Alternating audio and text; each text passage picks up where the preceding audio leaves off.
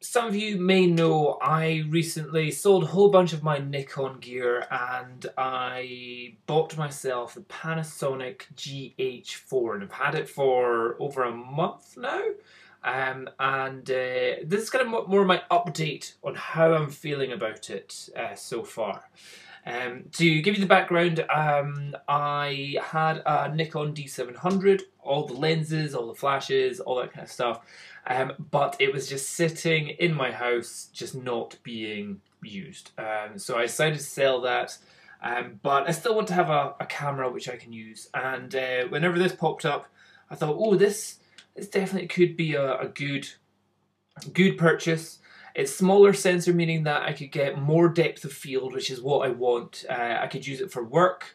It's smaller, it's lighter, it's got a great battery, it's got 4K video, it's got a flippy out screen and all that kind of stuff. And I thought, this is going to be exactly what I want and what I need.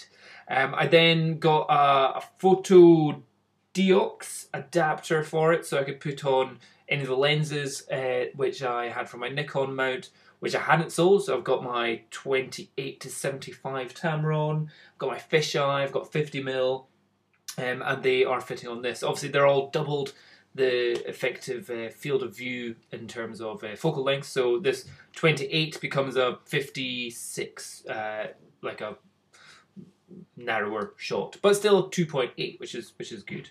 So super shallow depth of field that I'm actually getting with this if I'm focusing closely. So that's kind of cool. And some of you may have thought whenever I was buying or selling, it's like, oh, you're not going to miss the full frame Nikon. And to be honest, I kind of am.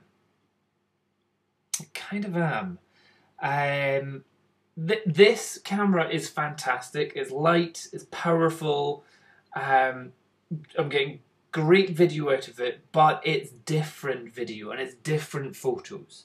The lens that comes with that I bought with it, the 7 to 14mm, again, is a fantastic lens, and the raw photos I'm getting from it are fantastic. But a lot of my stuff which I do, and generally being in Scotland, where it's night time at 3:30 in the afternoon, having the ability to just chuck the ISO up to 3000 or 4000 without really worrying about it is a fairly substantial part of my photography. And with this, I've definitely I've been much more restricted in how far I would throw the ISO up. So today I was doing some interviews, I shoot it in 4K, and I brought the ISO up to 1250. And I'm just looking to see how well they go. But at the same time, I was also doing the interview with the Canon 5D Mark II, and I had a Nikon 50mm lens on that, and I had the 28mm on the Panasonic, and so they're kind of almost the same field of view in terms of focal length or equivalent focal length.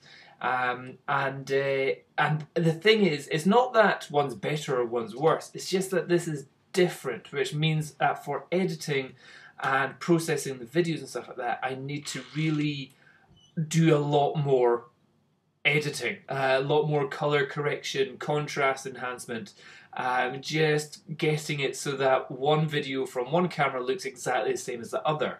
So that's why you'll see a lot of people who do this professionally will have they have the whole system. So they'll have a Canon 5D Mark II, a Canon 5D Mark III, a Canon D70, because they'll all have roughly the same white balance, image profiles, and ISO kind of comparison. What I've found with this is that the ISO, although it says is like ISO 800, if I put it the same as the Canon, they're not giving me the same exposure. If I see the white balance on this is at 5500, if I put it on the Canon, it's not the same white balance I'm getting on it. If I see the same saturation all the way down, they're not the same saturation. And that's something which is fine. It doesn't mean one's better than the other, but it means if you're mixing in different platforms, it's a pain in the butt. What I would say though is that I am definitely enjoying the size and the lightness, and the battery just goes on and on and on. The 32 GB memory cards I got in for it, just record everything, and its auto ability on the Panasonic as well I'm finding so useful, which is like, oh, a professional photographer using auto, how do we deal with this? But for me, a lot of times I'm just taking pictures and videos of my newborn son, and instead of me kind of going, right, okay, I want to change the shutter speed and the ISO up and doing this, blah, blah, blah, I can just go, boom, stick it into IA, Intelligent Auto, and then just start pointing at my baby. And even if I'm in a room with only one light, it's giving me acceptable results. And that's what I think Panasonic is doing, is that for me, this really is becoming my camera for at home, my camera for taking pictures of the baby. At the same time, what I wouldn't have done, I wouldn't have been taking out my big Nikon D700 with a Tamron or Tokina 11 to 16mm lens trying to get a super wide field of view. It's like, oh, they're just like too big and heavy. But here with this, and I don't have the lens with me just now, but this 7 to 14mm lens, I can get close up, right up to my newborn son's face, and it can focus, and it can eye track and all that kind of stuff. So this is really, it's not that I'm kind of going, oh, it's rubbish, don't want to use it. It's more the case of like, this is really my home camera, and I don't know if I'm going to be using it that much as my professional work camera. Not because I'm saying that I couldn't use it, it's more because the other equipment which I use for my professional work is all Canon. And you kind of need to stay in the same, ecosystem is the term that they use now. And chopping and changing between the two possibly doesn't work, or certainly makes your workflow a hell of a lot slower and a hell of a lot longer. But in terms of a camera, which, like, so many times now I've gone out, it's like, okay, what are we doing at the weekend? I don't know, let's go into town. I've now kind of gone, I'll bring my camera. Instead of before, I would always be like, oh, there's no chance of bringing out my D700 and a fat-ass lens because it weighs about 3 kilograms hanging off my shoulder.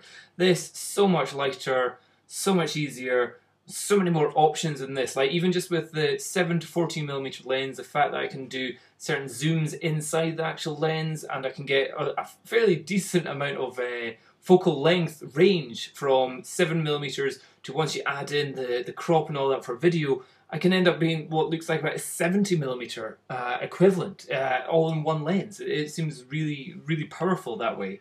And the 4K video is awesome, and the fast frames a second is awesome. So this is really becoming a camera which I am enjoying to use in my spare time, rather than a workhorse for using in my work.